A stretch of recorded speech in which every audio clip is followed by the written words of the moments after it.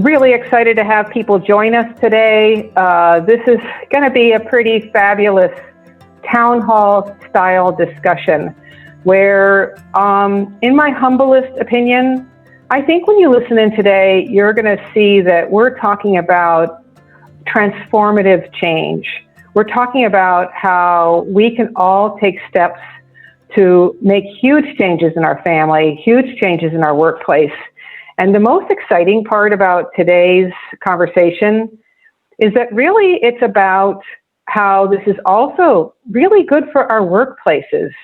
And so this is about a new way of thinking that the pandemic showed us is really possible. And so this should be a pretty amazing event, and I'm so glad you're here to hear about it. What I'm trying to do is remind everybody first that we're going to be recording the beginning of this town hall experience. You're going to hear me share a couple of slides. I'm Jessica DeGroot. I'm the founder of thirdpathInstitute. I started Third Path as a nonprofit 20 years ago because, by the way, I knew dads could be great caregivers just like mothers. And by having men and women both be engaged in caregiving, that it would transform our families and transform our organizations and transform society. And so to me, this feels like a culmination of something I've been working hard at for a very long time. And I've got some very inspiring dads to help make this case with me today. So pretty exciting. I'm just going to share a couple slides to kind of bring everybody up to speed real quickly around how we think about these issues at Third Path. Keep in mind, you can participate in a Thursday with Third Path webinar all year long. We have something very exciting around how people can follow an integrated approach every month. Integrated means you're doing work and something else. In this case, we're looking a lot at dads doing work and caregiving, but it might be elder care, it might be community involvement. There's lots of reasons why people want to do work and something else, follow their own unique third path. So one of the things I wanted to get us started with is that when you hear from the dads today, we very purposely picked a group of dads because each of them tells such a different story. And all of them played a huge role in helping their families get through the pandemic. But, you know, I also am aware that there is this staggering statistic. I actually had to write the number down around how many women stepped out of the workplace this past year because of the pandemic. A staggering statistic. 2.2 million women stepped out of the workplace because of the pandemic. And that is a number I want us to remember as we go through today's conversation. Because to me, the obvious answer is to get men and fathers to play a role at home. And that's what you're going to hear about. Some of these dads both shared in the care of their kids.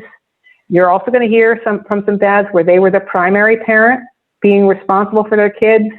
You're even going to hear from a dad who stepped out of work and now is back in work. So remember, dads can do work and family differently, just like moms. And when that happens, it's transformative for families, for dads, for children, for our workplaces. So we've been thinking about this for a long, long time. The pandemic taught us so many lessons that we're going to be talking about them today. And one of the things we've heard over and over again from the fathers who are part of the Third Path community or from the mothers who are part of the Third Path community is that having remote work and flexible schedules allowed fathers to build a stronger relationship with their children, to build a stronger relationship as a couple, to have time to exercise. Sometimes that was a combination, a bike ride in the middle of the day with their children. Taking a walk in the middle of the day. That's something I've been doing for years. More time for family dinners. In my own household, that has been a huge part of what we did raising our children, who are now 30 and 24 years old. And I can tell it's something that they'll want to do, and we modeled for them in their future lives as if they become parents one day too. We're always modeling for our kids. And in general, what I heard from some families is that in a weird way, the pandemic brought us closer together as a family. And part of this, if we were successful, is because we got good at setting boundaries. Work could have taken over our lives, but instead what we said is work is part of our lives, and so are these other important things. Now, I know I have this little green color in that slide talking about how people need time for recharging, and I know that that could have been hard in the middle of a pandemic. But I even heard some creative ways when couples think together about, hey, how do we share caring for the kids and all the other things that need to happen at home, meals, shopping, laundry. When couples get good at thinking about this together, they also then use those skills to think about, how do we recharge? How can we both have time to recharge together or apart? But we need to take care of ourselves individually and as a family. So families who got smart around thinking about these priorities got smart about recharge time too. So they're pretty impressive. You're going to be hearing from them shortly. Families who really thought differently about how to get through the pandemic and some of the lessons they learned. But this is stuff Third Path has been working on for 20 years, 21 at this point. We knew that we could do work differently. And when we did this, we could create time for work and other life priorities.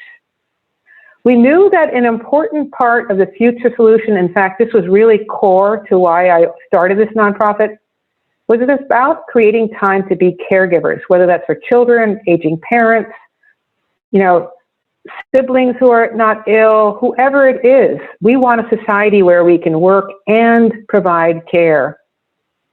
But what we learned a long time ago is if we wanted to reach those first two goals, we had to reduce the barriers men faced to become actively engaged caregivers. So we're going to hear more about that today. It's not the focus of today's call. We also learned we needed to find leaders in organizations who were role models around this, something we've been talking about all year long.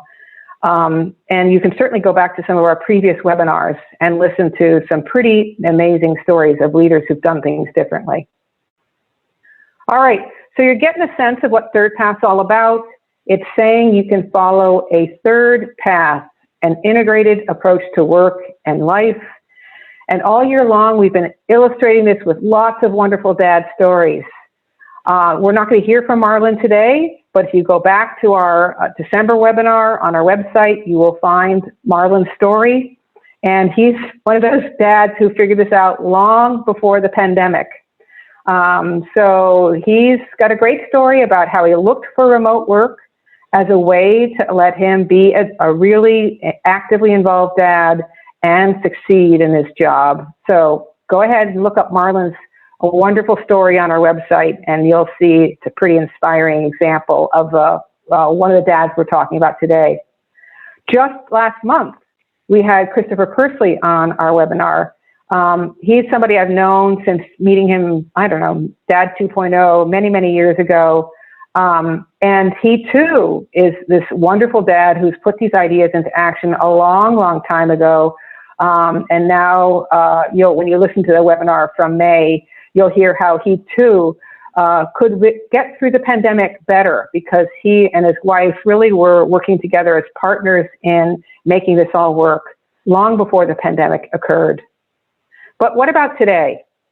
All right, what we're looking at today is how Jonathan, Sean, and Brian, all representing some pretty amazing fatherhood groups, are doing work and family differently.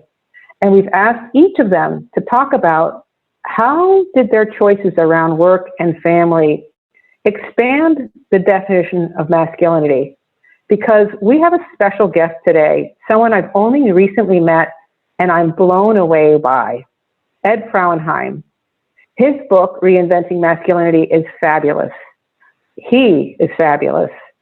And he's really getting an important message across that I've known about for a long time, which is when we support people to do work and caregiving, they become a different kind of person who's got empathy and good listening skills.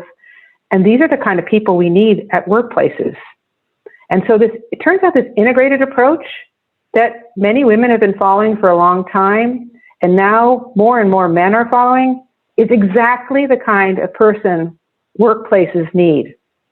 So when we get to that part of the discussion, Ed will be talking about what he's learned about reinventing masculinity, but also a little bit about how this is a really good thing for organizations. So stay tuned. Each one of these stories is pretty amazing. I'm going to show a slide about the person who's going to be talking. We've asked them to keep their comments to about 5 minutes. And then while they're talking, I'll open it up in a second to the whole Zoom audience so we can see who's with us today. But one of our first speakers, I'm just so pleased to have Jonathan with us today. And you will be hearing him talk about, first, how he's arranged work and family, in particular over the course of the pandemic, and some of the lessons they learned that they really want to hold on to going forward. And then I'm asking each of the dads, as I mentioned, how his approach to work and family has expanded the definition of masculinity. So, Jonathan, I'm going to see if I can handle my Zoom after all this pandemic use and see if I can get us back to the whole picture of all of us. Wonderful to see everybody there today. So go ahead, Jonathan. Tell us a little bit about how you've been balancing work and family, especially over the pandemic, and any lessons you learned. So first of all, thank you for having me, Jessica. I appreciate your calling on myself and all these other wonderful dads to participate in this. As far as how we've handled the pandemic in our household, it was a collaborative effort to figure out how are we going to get our children to get the education that they needed while they were at home and while my wife was working. And that was a delicate balancing act. My oldest, who is 13, he does his school in his room, and his room is in the same floor as my wife. So in the beginning, there was a little bit of a struggle with how loud is he and her trying to balance getting her work done and being in meetings. The other part of the balancing act was our 8-year-old and making sure that he got the education he needed. And we had some struggles towards the end of his school year last year when he was in first grade. And so we decided to go a different route, and we did not rely on the county to give us the, I live in Fairfax County in Alexandria, Virginia. So one of the biggest public school districts in the country. And they had a difficult time adjusting. So we made an adjustment. We went with a virtual school. And so I became a learning coach. So that meant that I had to devote a good portion of my time during the day to his education. And so we had to create that balancing act. Where am I going to help my son while my other son is working? Thankfully, him being in middle school, my older son being in middle school made it a lot easier for me to be able to focus on his brother and give him the education he needed. But that was a conversation we had before school ever started. All right, how are we going to do this? Are we going to do virtual school? Are we not? Are you going to be comfortable in helping him learn? Because I mean, I'm not a math whiz. There are deficiencies that I have as far as learning is concerned, but I knew that I knew enough to help him through, and the school gave us the tools in which to do it. So I just adapted and I adjusted as we went along, and we learned and we found out how smart our kids are, how much smarter they were than we even realized, just watching them go through the struggles of getting through school. And even I was struggling through school. So that was the big adjustment. As far as redefining masculinity, I have found that being an at-home dad has shifted the balance of what I can provide to my family, which is far more emotional and physical support than I ever could before when I was working. I was a kind of a detached father because I was so consumed by my job that, luckily the last employer I had daycare on site, so I could go see my son, but I really couldn't see him. I could go there for a short period of time and barely be involved in his day to day. And so at night when we go home, we would struggle with the disconnect that we had, and I didn't have that opportunity to really be involved in his early upbringing. Whereas with our second son, once I was out of the workforce and I could devote my time towards my youngest, I was there for everything. So the dynamic changed. And that just, to me, that changed who I was as a person in a positive way and made me a better provider in so many other ways than I could have been before, to my family, to my wife, to my kids, both on a whole and individually. Wow. That's all I can say. Wow. Thank you for leading off. Thank you for being thoughtful about your use of time. And, you know, one of the things I really hear in your story, and I'm sure we're going to hear from others who have 2 or more children, is how each child can be so different, partly by temperament, partly by age. And the pandemic really put that front and center for so many families. So one child Yes. breezed through remote learning, the other struggled every day through remote learning. Well, Yeah. and it illuminates the struggles, the mental struggles, and just compounds upon, because you can't go anywhere, you're not moving, you're isolated, you're stuck. So how do you manage and deal with those frustrations on a day-to-day basis? So yeah, wonderful. Thank you so much for getting us started. And, you know, also I really hear in your story is that some of us were able to have a little bit more space in our houses, and that really helped us make it all work. And then, you know, some of us didn't. So you know, I will be curious to hear how we all figured this out. Again, I told you we have an all-star group today talking about these issues. I'm really excited to have Sean speak next. And again, what you're going to hear in each of these stories is a very different solution. And that's what we want in the future, right? We want a future where families can find the right solution for them. And by the way, how they solve it at one point might look very different at another point, because that's the truth too. Kids get older, we start getting elder care issues, maybe jobs change. You know, so there's just going to be constant and fluid motion in families. And so the more we can have parents both understand the ability to do caregiving and do work, it just provides a lot more flexibility for our families. So Sean, I am so glad you're here. Tell us a little bit about, how did you get through the pandemic? What were some lessons learned? Yeah, thanks you so much for having me. Yeah, the pandemic was actually really interesting for us and our family. We were really blessed. We did not have a loss of income. I'm the primary income for our household. My wife is a photographer, does some incredible work, but my 9 to 5 is our primary source of income. And because we work in the manufacturing industry, we were able to stay on as critical infrastructure, and my job was not affected at all. We were able to, I work as a systems administrator, and so I was able to get everybody set up, and I was able to pretty much work from home for the majority of the pandemic. I'd go into the office about once a week or so to handle tickets that I just couldn't do remotely. So that ended up giving me an opportunity to be at home more, which, to be honest, if I could work from home full time, or if I could be a dad full time and my wife take over, or just, you know, we become millionaires and neither of us have to work like that, we'd be perfectly happy. I love being at home. I love my family. I love spending time with my wife and our kids. But the difficult part through the pandemic was really keeping our kids engaged in school, doing remote learning for the most part. As the slide said, we've got 4 kids, 18 months, 5 years old, 7 years old, and 9 years old. And all of us, including my wife and I, work through our own difficulties with sensory processing disorder.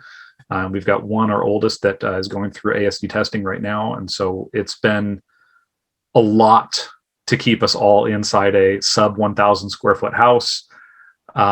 Luckily, we've got a nice big backyard, so we're able to run around. But yeah, the front corner of our living room, I built a nice little desk for the kids to be able to do their schoolwork, able to work off of their Chromebooks. And then about halfway through the school year this year, they switched to more of a hybrid model. So instead of being at home all day, it actually made it more difficult, because then we had our preschooler was going to school Monday through Friday. Our first graders and third grader were going through, Monday through Friday, and the scheduling was all over the place, and it really complicated things.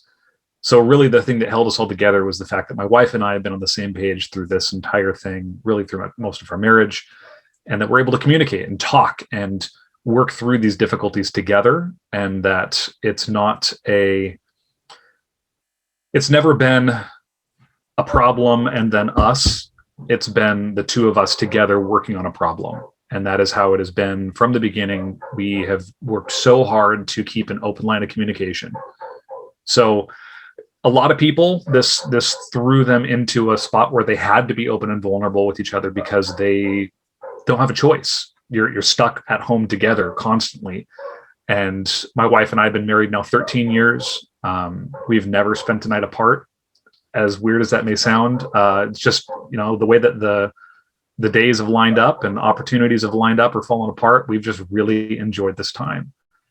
So to transition to the second question abruptly, I never really felt like I fit in well with the traditional role of masculinity.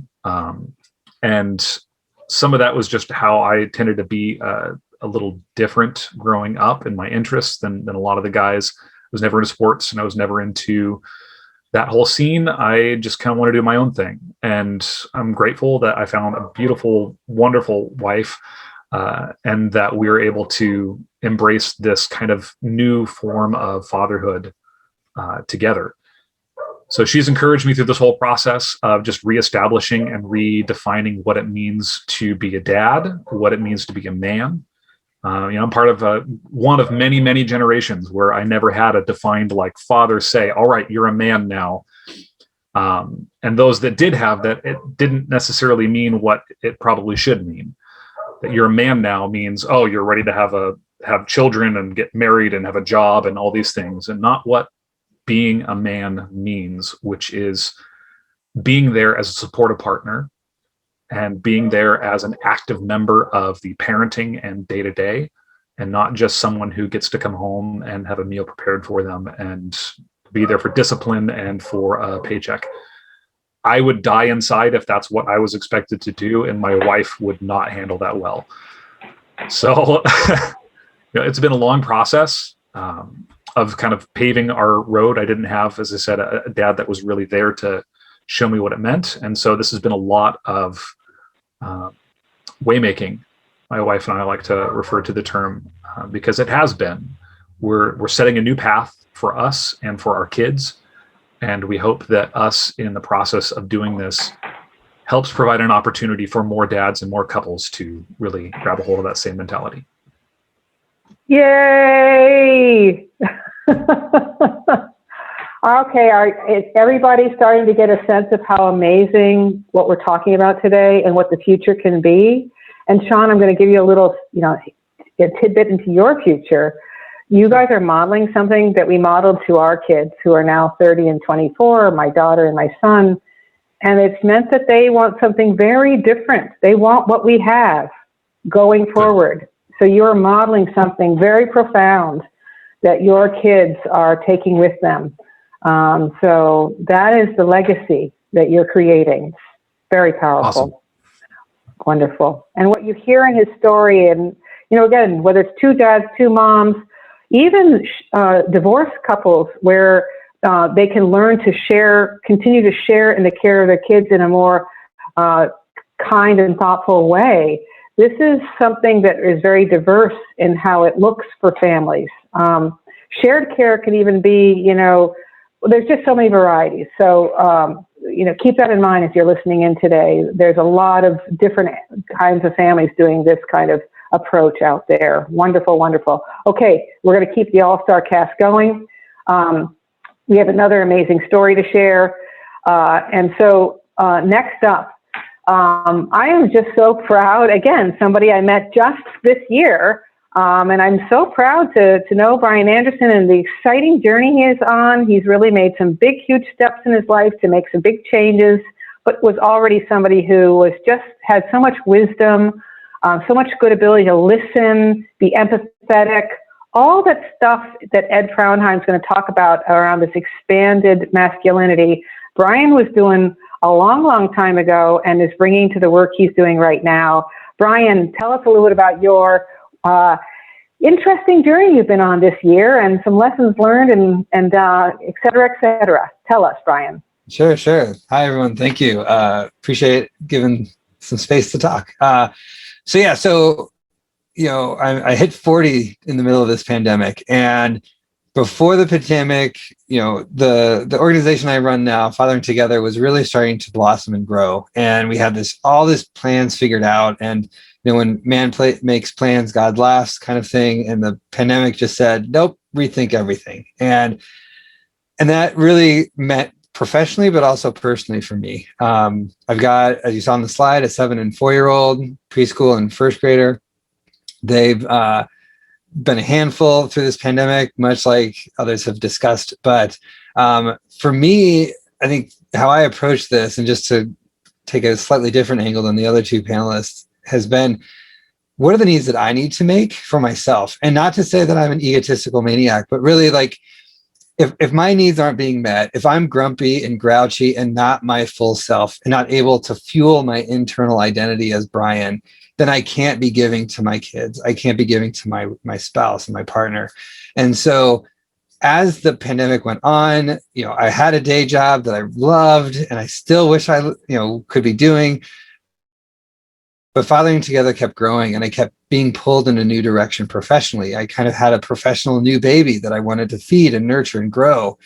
But in the process of that, I realized I wasn't doing that for my family. And I was really pouring myself into, too much so, into my own personal needs, and kind of became an egotistical maniac. And so I like to say I kind of had an awareness moment slapped across my face when my 7-year-old, I was putting her to bed. We were reading some books, and she said, "Daddy, you're running this group for dads, but you're not being a very good daddy to me." And I was just like, okay, let me go cry in the corner and pull the knife out of my chest and really rethink things. And, I thought I had been present. I thought I was doing all these things, but half the time I was talking to my daughter with my head down on my phone and not engaging her. And she's very empathic, very much can feed off any energy. And so she knew I was disengaged, and she called me to the floor on it. And I really appreciate that. And so now, as of April 1st, I'm only working for Fathering Together, and I'm really rethinking how my life is centered on my family, not the work I do. How am I a father first? And how can I help other men and other fathers recognize that we'll have 1,000 jobs in our lifetimes, but how is it that the needs of our family are being met first? And how do those businesses that we run, that we are a part of, give to my family, rather than how does my family or myself give to the businesses? And it feels kind of like a nuance, very different, radical kind of way. But as I set up Fathering Together, and as I work with, the team, I lead with that every day to say, we have these goals we need to make as a business, but we don't need to do that between 9 and 5. We can figure that out if your kid needs a drive to the doctor, or you need to pick them up, whatever. And so really restarting my life in the way that I want to be an example to my team, but also to other fathers I work with. And as I think about the expansion of masculinity, I early on was, took a course on gender equity work in grad school and did the man box experiment that A Call to Men and many other organizations utilize. And when you do that exercise, there's so many aspects of masculinity that are healthy and positive, but we don't always really focus on them. Or we only think about them in a very specific way. And provider is always in there, but it often defaults to financial and nothing more. And so for me, I think as I talk to other dads, it's all about how do we expand the terms we already have? How do we recognize the skills that we already possess and reinvent those, translate those, see ourselves as program managers for our family, not our businesses, team leaders, what have you. We have all those things. And so how do we lead from an asset-driven mindset of we are complete, we're not incomplete, we're not toxic. We just need to as Ed's book points out, we need to reinvent a little bit, translate and kind of mess with the terminology a little bit. So that's a little bit about me. Amen. Amen. Amen. Wow. Thank you. I knew this was going to raise so many important issues. And I think when we get to Ed, which is coming up in a second, you'll see that he has that exactly in mind. It's this concept that there's nothing wrong. This is an expansion of what is. And again, what's so exciting about this is this is why I've had to be patient. I mean, 20 years, think about it. For those of you who are on this call today, many of you did not have children when Third Path started, right?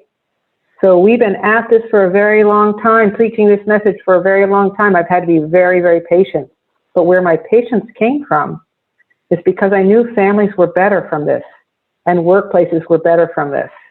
And so I could be patient because eventually people would catch up and realize, and little did I know a pandemic would happen that would teach us that remote work is a critical ingredient for helping dads and moms be able to really create these integrated solutions where they can do work well and family excellently. So, this is just the sky's the limit. Brian, I wanted to get back to something that you're talking about, this idea of, first off, thank you for sharing that about your daughter. That is a powerful story. And I hope so many parents, men and women, listen to their children when that happens, because that is why Third Path exists. Caregiving is so important and so in the moment. And, you guys don't know this yet, but your kids grow up so fast. So it is a cherished time right now. And the investment you create with kids right now means you have this really lifelong relationship with them in a very wonderful way as they grow up too. But there's something else. In Brian's story, what I hope you're starting to hear is that it's not this either or, I'm a worker or I'm a caregiver. When we're integrated, we can create better workplaces. We think smarter. We have a term at Third Path called good enough mode, because we know sometimes you can't get it all done at work because something happens on the life side. Well, sometimes we just have to get it done good enough mode. So, we're going to be an excellent workplace, but sometimes we have to make some flexibility happen. So there's just so many excellent messages in your story, Brian. Thank you for sharing it. Wonderful. We're going to get to talking about what Ed has brought to the table. Depending on the time, we're going to actually have some time to then share some questions and ask him some thoughts. But we are going to make sure we get to a point in today's conversation where we switch from talking at you to inviting you to talk with us and have conversation with us. Third Path has learned over the years there's some really profound ways we can encourage a really meaningful conversation. So if you're interested in having a meaningful conversation about the issues we're raising today, stick around for that part of the call that's happening from 2 to 2:30 p.m. Eastern Time, right after this town hall discussion that's happening, because we want to include you and hear your voices and see if we've missed something. Maybe there's something we need to expand and think better about, or if it really resonated with you and you want to share something, an insight from your own experiences. So Ed, you've been listening in, and I know that you probably heard some stories that really underscore what you've written about in your really wonderful book. And, a dear friend of mine told me about you and told me about your book, and I sat down one week and read the whole thing because I just liked it so much. I like your message. I like your tone. I like the way you're approaching these issues. It's so inviting, so inclusive, just right from the heart. You and your co-author have done a really fabulous job. So tell us a little bit more about, wherever you want to start, Ed. We want to hear your thoughts on this idea of reinventing masculinity. Thanks so much, Jessica. I'm really grateful to be here with everybody and these panelists. I thought I would start, with what we just heard, to reflect a bit back. You've done some of that as well, Jessica. But in the framework that I would think about in terms of this reinvention of masculinity, some of the things I heard from Jonathan and Sean and Brian were really about, you put it as well, Jessica, it's like a bigger way of being a man, freeing ourselves to not be stuck in the limitations that we've grown up with. Jonathan, I heard a lot about this idea of being compassionate and connected, that emotional and physical support, not just that detached dad having to be that educational coach. That really, like, teaching was caring over this past year for so many dads and moms. And Sean, with respect to, did I hear you right? 1,000 square feet of house? Is that right? With 6 people? Yeah, we've got 6 people, 4 of them under 10, and 981 square feet, something like that. I think you just like beat my record. I'm in San Francisco in a 1-bedroom apartment with about 1,000 square feet, and my 2 kids are in one room, and my wife and I are in a loft bed behind the screen. So kudos to you. And what I heard from you is a lot about connection again with your kids, and the courage to be vulnerable in these conversations with your wife. Really to kind of expand the definition of what it means to be a man, not just the paycheck or the discipline guy. And if I turn to Brian, this idea of self-compassion as a real important skill that a lot of guys do not practice. And even if you were kind of going to the extreme of being an egotistical egomaniac, focusing too much on your own stuff, to then be aware. To be self-aware and not self-absorbed, which you find in a lot of guys, we're not really aware of how we affect others. We tend to see ourselves as so isolated. So really appreciating these stories. One thing that struck me is a term that maybe we think about reinventing fatherhood. Jessica, you called that title is great. Maybe we're going from being the detached disciplinarian dad to the connected caregiver dad. That's one way I see us collectively reinventing fatherhood. And that's very much in keeping with what my co-author Ed Adams and I are saying is underway in the world right now. And so I'll give a little bit of my story, because I'm also a dad, and do my best during the pandemic. I've got 2 teenagers. I'm a writer, basically, 25 years focusing on workplace issues mostly and culture matters. I live in San Francisco, as I said, with my wife Rowena. She's an artist, and 2 teenagers, Julius and Skyla. And being a dad has been really central to my identity since we had kids, because we really wanted to have a shared approach to raising them. And that was challenging. For me, it immediately pushed me off of the more fast track in a career. I had to leave a more prominent news organization because the schedule was too crazy. My wife would be in tears when I came home, and she'd just hand me Julius, the baby, and it's like, your turn, and we realized it was not going to work. So I moved into a calmer publication in a more 9-to-5 type schedule, so that we could be more even in our caregiving. It allowed me also to be a more active dad. I bet a lot of you guys are in the same boat, where I coached my kids' soccer teams for 8 straight years. Just a really rich experience for me. They might not have always loved it. I'm sure I embarrassed them a lot along the way, but that was really important to me. And maybe I heard maybe this from you, Brian, but now by putting the father identity first, I'm kind of experiencing some professional payoffs, writing about parenting and about fatherhood, and seeing my career blossom in some ways I wouldn't have predicted. And so, being invited even to speak here is an example. I'm really grateful for that. But let me also very clearly say that, I'm got a lot of room to grow. Like Brian, I've had some moments of truth for my kids. My challenge has been teaching them to drive over the past year. And I have struggled with anger management at times, when it's like, how do you turn fear and concern from vulnerability? How do you stay with vulnerability and sadness or worry, as opposed to anger and saying, did you look out for that car? That kind of a thing, where I did not manage that so well. And my kids will say, Dad, aren't you writing about a different kind of masculinity, where you are better with anger? So it's they're keeping me honest here in my family.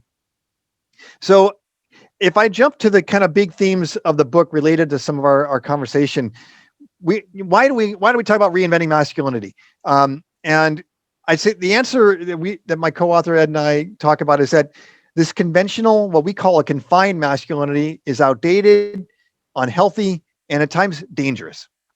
And it really severely limits the roles we can play and the ways we can relate as guys. We talk about moving to what we call a liberating masculinity. We thought about calling it an expanded masculinity. To your point, Jessica, we thought the term might be a little bit overly racy.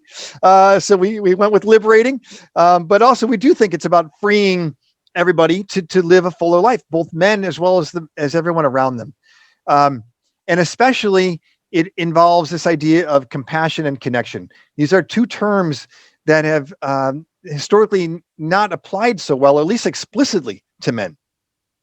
And to say why we think this is important, why the older, what we call the confined man box approach is not working anymore, is that the work world is changing, and so is the wider world. We see kind of three key changes. It's becoming faster, flatter, and more fairness focused. So you can see I like alliteration, and my co-author went along with me with that. But the faster piece is about the pace of life, the pace of work changing so fast that the old dominant sort of barking boss kind of guy, chain of command hierarchy is too slow.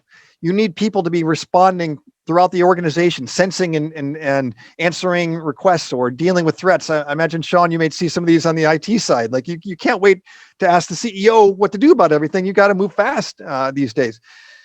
You also have a flatter world where there's greater cross-functional teams related to this idea of distributing power in a faster world. We can't just assume we can get around by just telling people, giving them directions.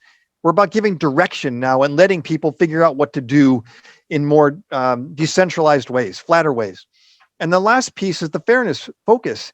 In the wake of Me Too, in the wake of Black Lives Matter and George Floyd's killing, how do we show up where we're really understanding some of the privileges we've had as men and the need to really lift everybody up and make for a more inclusive work world?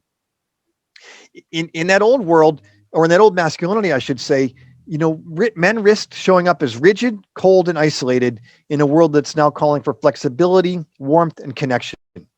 Because in the old world, men were supposed to be stoic, they're supposed to be super aggressive, and they're supposed to be self-reliant to the point of Billy being on your own. And so this is really not, that effective in the world that's showing up. And I think this is happening in our families as well.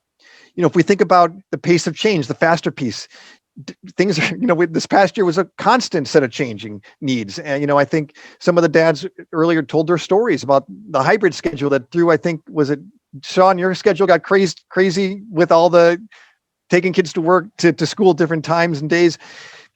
This is happening also with the way digital media is changing, our need to stay abreast of all these tools and games the kids are playing. Dads have got to be there. The flatter piece, we have learned over time that it's a more effective way of parenting is about influence and listening and setting boundaries much more so than ordering kids around and parenting through fear, being purely the disciplinarian. And then if we think about the fairness piece, we're in a generation where the women in our lives, if we're heterosexual men, and just generally, people are expecting greater equality in their relationships. And it's, I think a lot of us are realizing that's a good thing, but we're having to show up differently and take on more of those roles as parents than we did in the past. So again, I would say we're talking about a shift, to use the language that I heard from the fellas earlier, that from that detached disciplinarian dad, which is largely the dad I grew up with. He got softer and more compassion as he got older, but really moving to be that connected, caregiving father, caregiving dad. That I think this is what we heard from the three fellas earlier. And Jessica, I could also give a couple of stories from role models I see in the work world, kind of in demonstrating this. I don't want to, go on too long here, but would that make sense to shift you next? Okay. So just like you heard from Brian, Sean, and Jonathan, I've been watching and writing about workplace issues and watching some really stellar dads, some of whom are in very prominent leadership roles. And the one I'll mention first is Tim Ryan, who's the top executive of PwC, the accounting firm and professional services giant, 55,000 employees. Tim, I got to interview him and be part of writing about him as part of my work at Great Place to Work. I left Great Place to Work as a content specialist, as director of content. Great Place to Work honors companies for great workplace cultures based on employee surveys. PwC has been a best workplace in the Fortune 100 best companies to work for list for many years now. And in a conversation last year, what Tim mentioned, first of all, he was on a Zoom call from his daughter's bedroom. So right there, it was like demonstrating the sort of like, I'm a dad. I'm going to be acknowledging that. I'm going to let it be visible. I'm not going to have a home office that's all kept up nice. And, Jessica's got a nice dining room, looks like there. But Tim was in like a kid's bedroom talking to all the community of Great Place to Work folks on a webinar. And he acknowledged that his own children were taking mental health benefits that his company offered. for him as the leader of one of the country's biggest organizations to acknowledge this kind of health challenge for these days during the pandemic, mental health, gave permission to so many dads and parents to say the same thing. It destigmatized caregiving and mental health. I'm almost getting choked up even thinking about it. It was just so powerful for him to do that, and my hat's off to him.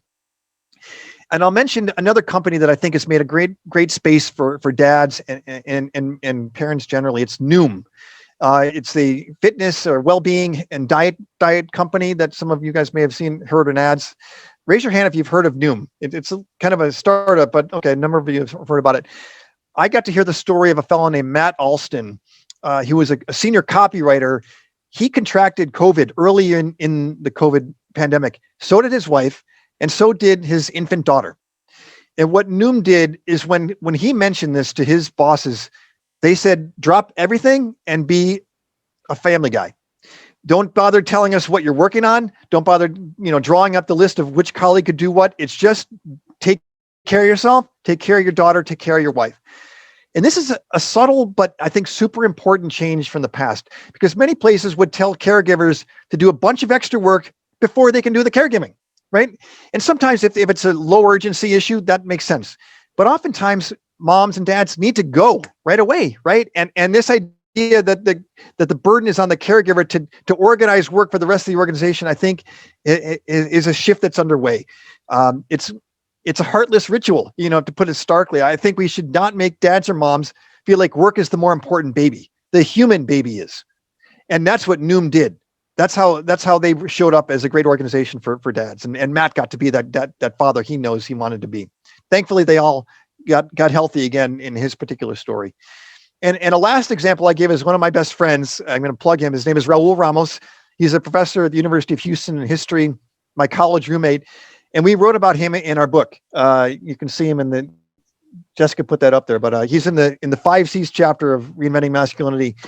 And Raul has just been he's been my role model as a father. I'm the godfather of his son. He's the godfather of my 2 kids. And he has been a devoted, listening father. His kids are now young teenagers. And this has meant that to be that devoted, to be a PTA board member, to be constantly helping them with their sports, with their homework, with their music. He hasn't published as many articles or books as he might have as an academic in American history. But he has no regrets. This is what he told us for our book. I don't feel like I'm paying a price because I'm gaining so much. This is so much more important. This is the way he frames fatherhood. And in fact, like what I said earlier, he says being a more involved father has taught him lessons that he applies professionally. Maybe a bit like Brian and I mentioned. One sign of this is that he recently published an op-ed in the Houston Chronicle, a pretty prominent newspaper, and he was quoted in the New York Times and a Newsweek this week about a new Texas law advocating or demanding patriotic education in Texas. And he mentioned in his op-ed that his 2 sons already have taken 2 years of Texas history. And do we really need more? If Raul wasn't in tune with his boys, raising them and doing the homework with them as he has, he might not have mentioned that personal detail. And those kind of personal details make opinion articles stronger. So these are just 3 stories of men I see sort of thriving as fathers, expanding the definition of masculinity at work and at home, so that men can be more compassionate and more connected. And I think there's a lot of hope ahead.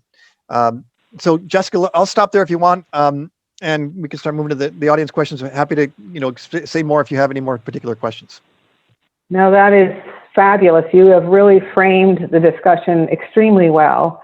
And I think, I'm just going to underscore a couple things that Ed said, and then I'm going to tell you where we're going next, because we're getting closer and closer to that moment in time where all of you guys can have a real, guys and gals, have a real conversation about this stuff. That's where we want to get to. This is transformative change. Transformative change requires us to think, reflect, figure out what we want to do next, right? But we all play a role in transformative change. So we want to give you some time to think about this stuff. And we have a pretty good process plan for how to make that happen.